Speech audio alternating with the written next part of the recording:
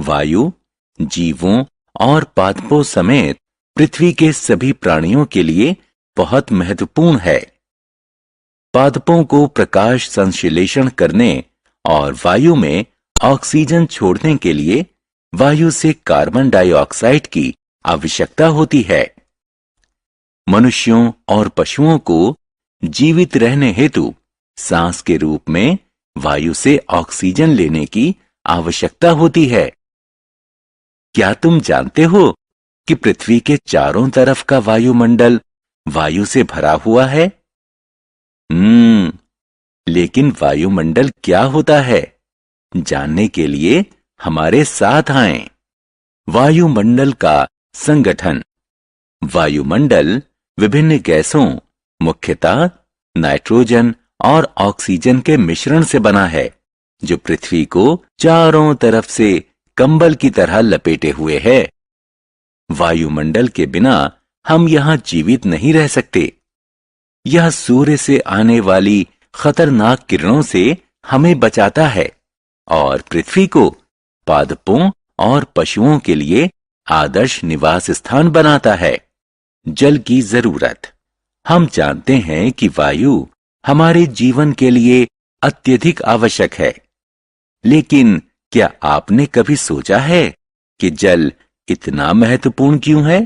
हां, हमें पीने, नहाने, खाना बनाने, कपड़े धोने, पौधों में पानी देने और अन्य दूसरे कई कामों के लिए जल की जरूरत पड़ती है।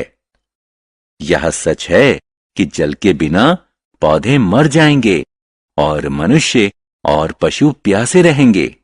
इसलिए बच्चों, जल की एक एक बूंद बचाओ और इसे बर्बाद नहीं होने दो।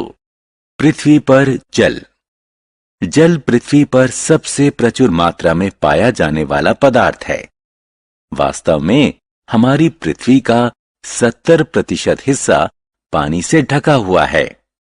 क्या तुम जानते हो कि पृथ्वी को नीला ग्रह भी कहते हैं? क्योंकि अंतरिक्ष से देखने पर पृथ्वी अपार जल राशि के कारण नीली दिखाई देती है। जल की अवस्थाएं।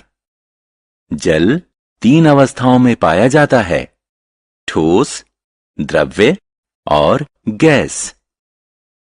बर्फ, हिमकण और पाला जल की ठोस अवस्था के उदाहरण हैं। आपने नदी, झील, तालाब और समुद्र, बरसात और नल से आने वाले द्रव्य जल को जरूर देखा होगा। जलवाष्प वायु में मौजूद एक गैस है। आप गैस को देख नहीं सकते क्योंकि यह अदृश्य होती है। हमारे शरीर में जल। आपको यह जानकर आश्चर्य होगा कि मनुष्य के शरीर के 2/3 हिस्से में पानी होता है। शरीर का तापमान बनाए रखने में इसकी महत्वपूर्ण भूमिका होती है।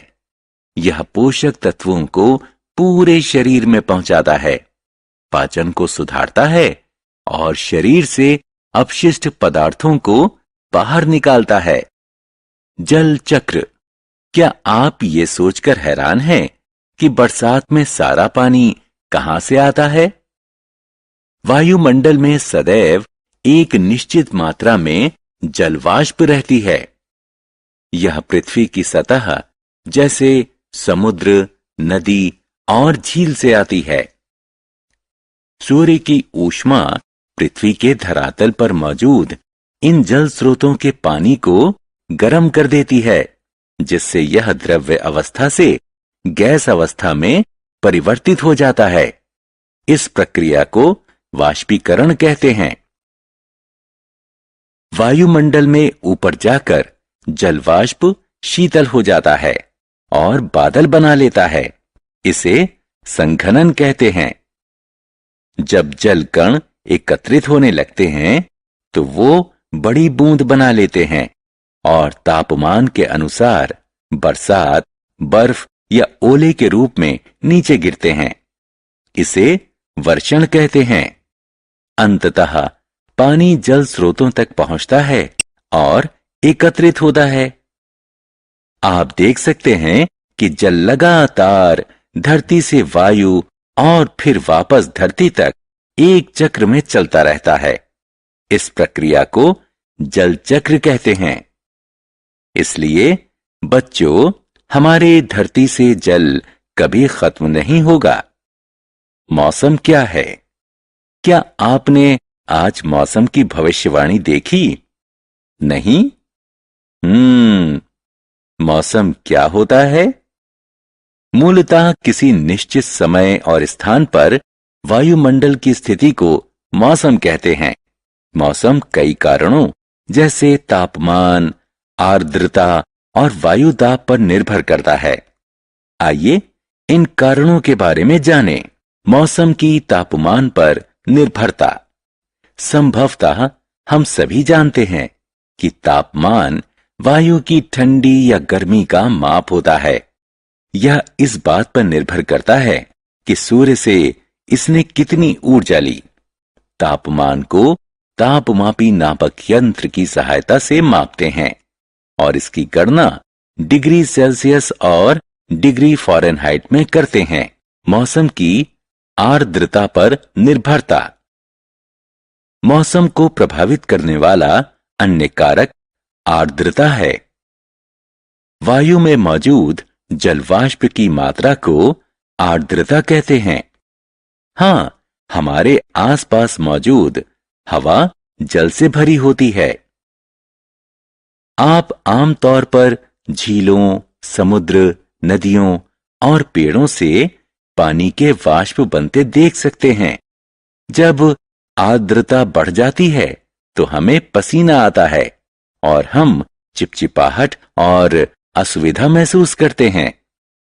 जब वायु में आर्द्रता 100% के करीब पहुंच जाती है तो वायु बहुत ज्यादा वाष्प नहीं रख पाती और यदि उस स्थान पर तापमान गिरता है तो जलवाष्प अपने मूल द्रव्य स्वरूप में वापस आ जाते हैं।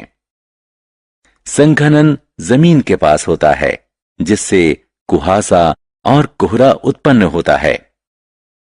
वायुमंडल में बहुत ऊंचाई पर बादल बनते हैं।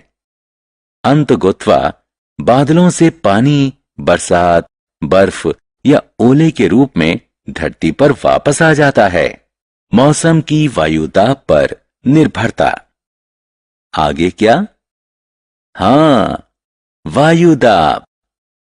आपने अनुभव ना किया हो शायद, लेकिन हमारे आसपास की वायु में भार होता है। हम वायुदाब को दाबमापी नापक यंत्र यानी बैरोमीटर से मापते हैं। उच्च दबाव के क्षेत्र में वायु धीरे धीरे पृथ्वी के धरातल के पास आ जाती है। उच्च दाब वाले क्षेत्र में साफ धूप वाला मौसम रहता है। निम्न दाब वाले क्षेत्र में वायु वातावरण में ऊपर उठ जाती है। निम्न दाब वाले क्षेत्र में उच्च आर्द्रता, बादल, बरसात और दूसरे तरह के अवक्षेपण होते हैं। जलवायु क्या है? क्या मौसम और जलवायु एक ही हैं? नहीं। किसी क्षेत्र में लंबे समय तक रहने वाले मौसम से उस क्षेत्र की जलवायु का निर्धारण होता है।